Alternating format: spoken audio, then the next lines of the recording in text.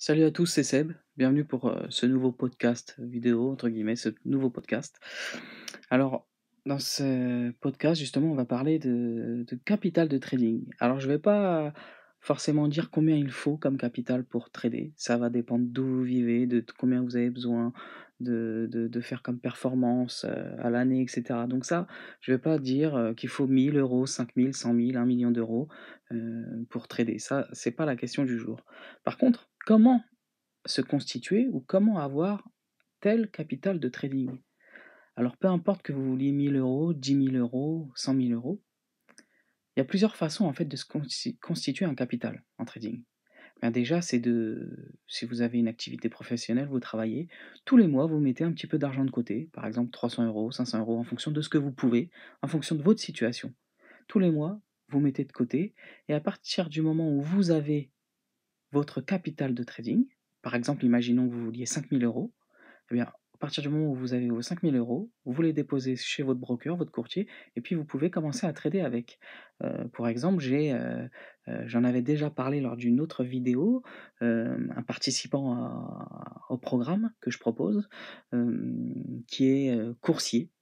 Eh bien, lui, il est coursier depuis quelques temps déjà, et entre autres, chaque mois, c'est pour ça qu'il a fait coursier. Il mettait, de l'argent de côté jusqu'à atteindre, je sais plus, entre 5 et 10 000 euros, et à partir de là, il s'est constitué son capital de trading de base et il a commencé à trader avec. Ça, c'est la première solution, première possibilité.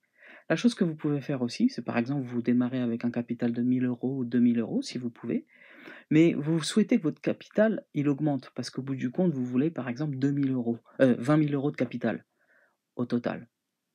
Bien, vous commencez par exemple avec les 2 000 euros, vous continuez à travailler votre activité professionnelle, et cetera, et vous pouvez commencer à trader en respectant une bonne gestion des risques, un bon money management comme on dit, et chaque mois, peut-être que vous gagnez, vous perdez, vous faites des performances positives, négatives, peu importe. Chaque mois, bien, vous faites grossir votre capital, des 2 000 euros jusqu'à arriver à 20 000 euros. Bien sûr, ça ne se fera pas en un mois, ni en 3 mois si vous respectez quand même euh, correctement un bon money management. Ça, c'est la deuxième solution. Il y a une troisième solution aussi. Vous partez de la deuxième solution, par exemple, vous avez 2 000 euros, vous voulez arriver à 20 000 euros, vous commencez à trader, et cetera. Mais en plus de ça, eh bien, chaque mois, avec votre activité professionnelle, vous mettez de l'argent, vous injectez de l'argent dans votre compte de trading, en plus du trading que vous effectuez, jusqu'à arriver aux 20 000 euros. Et là, vous aurez, entre guillemets, 2 fois plus de force de frappe, et vous y arriverez peut-être plus rapidement.